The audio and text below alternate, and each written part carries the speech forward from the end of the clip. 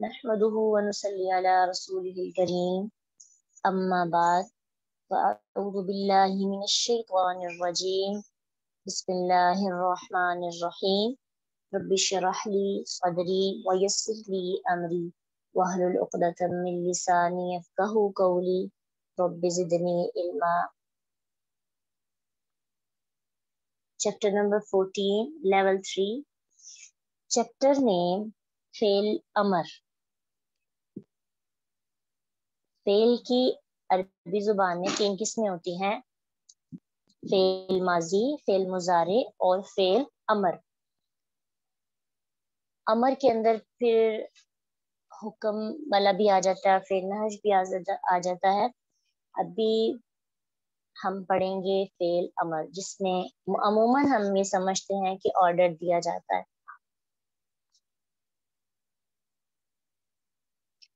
Fail अमर जो है उस फेल को कहते हैं जिसमें किसी को कोई काम करने का हुक्म दिया जाए।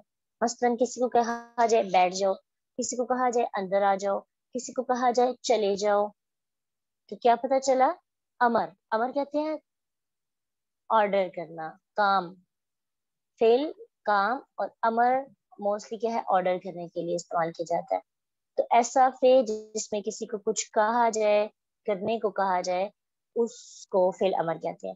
लेकिन इसके साथ साथ इसकी एक और डेफिनेशन भी हम लिखेंगे। फेल अमर उस फेल को भी कहते हैं जिसमें किसी से कोई काम करने की इल्तिजा की जाए।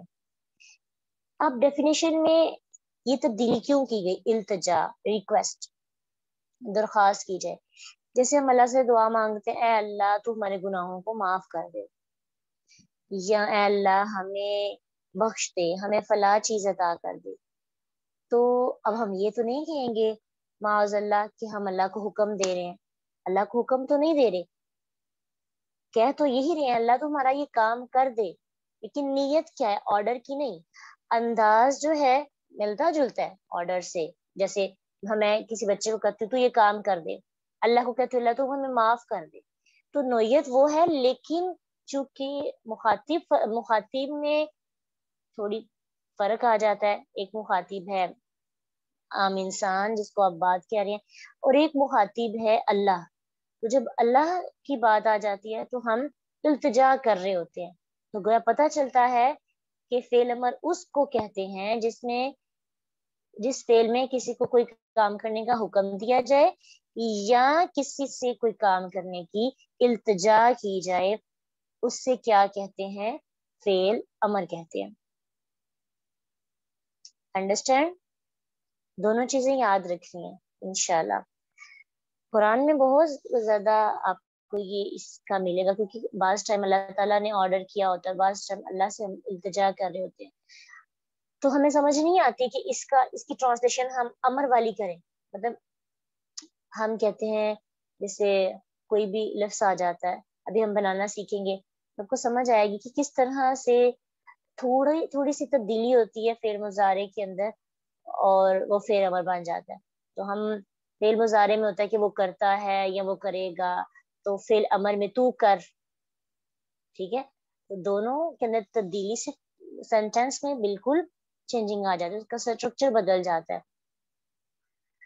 इसमें 2 चीजें आपने याद रखनी है। नोट वन ये है कि इस किस्म के फेल अमर में, यानी जिसकी मैं डेफिनेशन पढ़ी, मुतकल्लिम का मुखातिब सिर्फ हाजिर होता है, यानी जो बात कर रहा होता है ना, वो सामने वाले से बात कर रहा होता है, यानी उसका मुखातिब, उसमें सिर्फ मुखातिब हाजिर होगा, तू, तुम।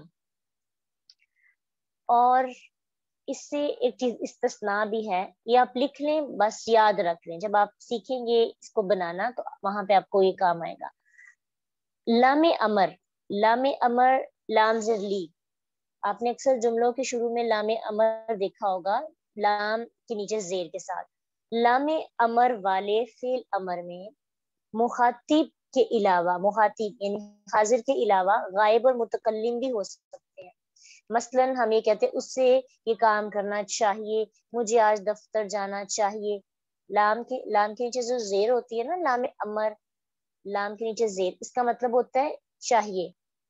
इसका जिक्र जो है ना आइंदा टॉपिक्स में आएगा।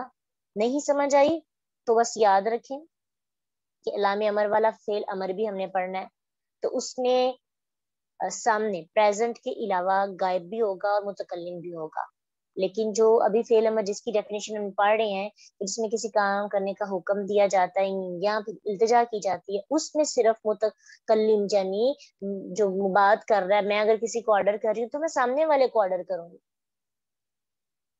اللہ تعالیٰ اگر کسی کو حکم دے رہے ہیں اپنے نبی کو، تو سامنے آرڈر کر رہے ہیں کہ تم یہ کرو.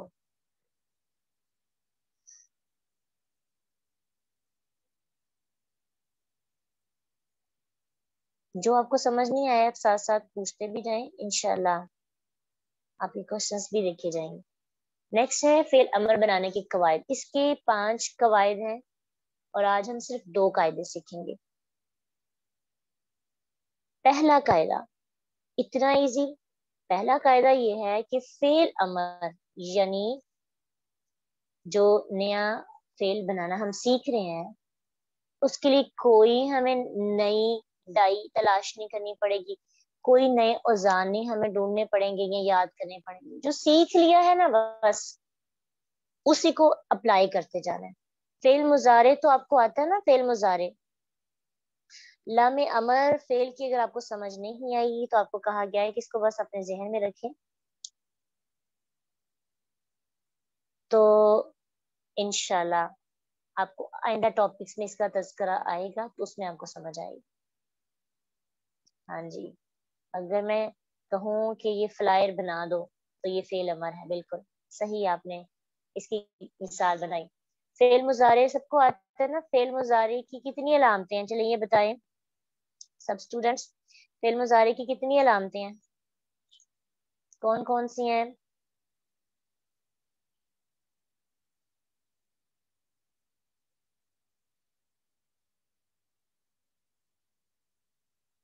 Very good. یا، تا، الف اور نون، 4 علامتیں ہیں. ٹھیک ہے، جو نیا آیا ہم نئے لوگوں نے ہمیں جوائن کیا وہ بھی یاد کر لیں، پھر آپ کو آج کا ٹاپک سمجھ میں آ جائے گا. جو نئے اسٹوڈینٹس آئے ہیں وہ اس چیز کو یاد کر لیں کہ فعل مضارع کی 4 علامتیں ہیں، الف، تا، یا، نون. اس سے پتہ چلے گا کہ یہ فعل مضارع ہے. تو فعل امر ہمیشہ فعل مضارع سے بنتا ہے، اس لیے کسی بھی فعل کا امر بنانا ہو تو اس فعل کا فعل مضارع پتہ ہونا چاہیے، اس کے بارے میں علم ہونا چاہیے کہ فعل مضارع کیا ہے. جیسے ضرب یضرب، تو ضرب فعل ماضی ہے، یضرب یا جو شروع میں آگے سے پتہ چلا کہ یہ کیا ہے، فعل مضارع. یضرب کیا ہوگا؟ فعل مضارع. جیسے بلغ یبلغ، بلغ فعل ماضی اور یبلغ شروع میں یا لگ گیا تو کیا ہے؟ فعل مضارع. تو پہلا قاعدہ کیا ہے کہ فعل امر ہمیشہ فعل مضارع سے بنتا ہے. دوسرا قاعدہ ہے کہ فعل بنانے کے لیے علامت مضارع کو اس کی حرکت سمیت حذف کر دیا جاتا ہے، یعنی جو الف، تا، یا، نون جو اس کے ساتھ علامتیں لگی ہیں مضارع کی، اس کو بالکل ڈیلیٹ کر دیں گے، علامت کو بھی اور اس کی حرکت کو بھی. اس کے اوپر اگر زبر زیر پیش ہے تو اسے بھی ڈیلیٹ کر دیں گے. اور پھر مضارع کے آخر میں جو حرکت ہوتی ہے، پیش ہوتی ہے، اسے بھی حذف کر دیں گے، اسے بھی ڈیلیٹ کر دیں گے، اور اس کی جگہ پہ ہم لگائیں گے جزم، سکون. جو ایک آپ نے جزم تو آپ کو پتہ نا کیسے کہتے ہیں،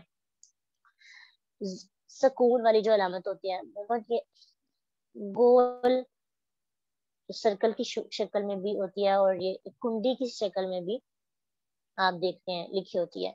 تو دوسرا قاعدہ یہ ہے کہ فعل بنانے کے لیے جو علامت مضارع ہے اس کو ڈیلیٹ کریں گے اور لاسٹ سے پیش کو بھی ڈیلیٹ کر دیں گے. جیسے یضرب تھا یا بلغ یبلغ تھا تو ڈیلیٹ کر کے لاسٹ پہ جزم لگا دیں گے. مثال دیکھتے ہیں، ہمارے پاس مثال ہے، مثال نمبر 1 یجاہد.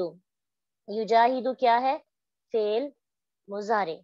جاہد یجاہد مزید فی میں سے یجاہد کے شروع سے یا کو ختم کیا، کیا بنانے کے لیے؟ فعل امر بنانے کے لیے. فعل امر بنانے کے لیے یجاہد کے شروع سے یا کو ختم کیا اور لاسٹ سے اس کو بھی ختم کر دیا اور آخر میں کیا لگا دیا؟ جزم. کیا بن گیا؟ جاہد. یجاہد سے جاہد. یبلغ. یبلغ کے شروع سے یا کو ختم کیا اور لاسٹ سے کیا کیا؟ غین کے اوپر پیش کی بجائے جزم لگا دی. تو کیا بن گیا؟ بلغ. بلغ کیا ہے؟ فعل امر. قرآن کے اندر یہ دونوں موجود ہیں. قرآن میں ایک آیت آتی ہے، آپ نے اکثر پڑھی بھی ہوگی، جس میں اللہ سبحانہ تعالیٰ اللہ کے نبی کو حکم دیتے ہیں، یا ایھا الرسول بلغ ما انزل الیک من ربک، کہ اے رسول بلغ، آپ پہنچا دیجئے. یبلغ. یبلغ کا مطلب کیا ہوتا ہے؟ بڑے اہتمام سے کسی کو بات پہنچانا، یعنی تبلیغ کرنا. اور یہ یبلغ ہوگا تو وہ بڑے اہتمام کے ساتھ کسی کو بات پہنچاتا ہے. لیکن اگر بلغ ہوگا تو کیا ہوگا؟ آپ پہنچا دیجئے. اے رسول آپ لوگوں تک اپنی بات کو پہنچا دیجئے، حکم دیا جا رہا ہے. اسی طرح قرآن میں ایک اور آیت ہے سورۃ الحج کی، وَجَاهِدُوا فِي اللَّهِ حَقَّ جِهَادِهِ. اب یجاہد اگر ہوگا، یجاہد، تو یہ تو آرڈر نہیں ہے، وہ جہاد کرتے ہیں یا وہ جہاد کریں گے. اب جاہد آ گیا تو جاہد سے جاہدو یعنی جمع کا صیغہ، تو جاہدو کیا کرو؟ جہاد کرو. تو کیا سمجھ آئی کہ فعل امر میں آرڈر کیا جاتا ہے اور بنانے کا طریقہ کیا ہے؟ اب اس کے 2 قاعدے ہیں، مزید 3 بھی ہیں، ہر ایک پہ یہ اپلائی نہیں ہوگا، کچھ قاعدوں کے اندر مزید ایڈیشن بھی کرنی پڑے گی. لیکن ابھی جو آپ نے سمپلی سیکھا ہے وہ یہی ہے کہ شروع سے علامت مضارع کو ختم کیا جائے گا، لاسٹ سے پیش کو ڈیلیٹ کیا جائے گا اور لاسٹ میں جزم لگا دی جائے گی. تو اس سے کیا بنے گا؟ فعل امر بن جائے گا. سمجھ آ گئی آپ کو؟ چلیے، اگر آپ کو سمجھ آ گئی ہے نا تو آپ نے سرچ کرنے ہیں، کوئی 2 سے 3 لفظ کرنے ہیں سرچ جس پہ یہ اپلائی قرآن میں دیکھنے ہیں آپ نے، اور کوشش کرنی ہے، ضرور سرچ کرنی ہے انشاءاللہ. نیکسٹ ہم اس کے کل سیکھیں گے.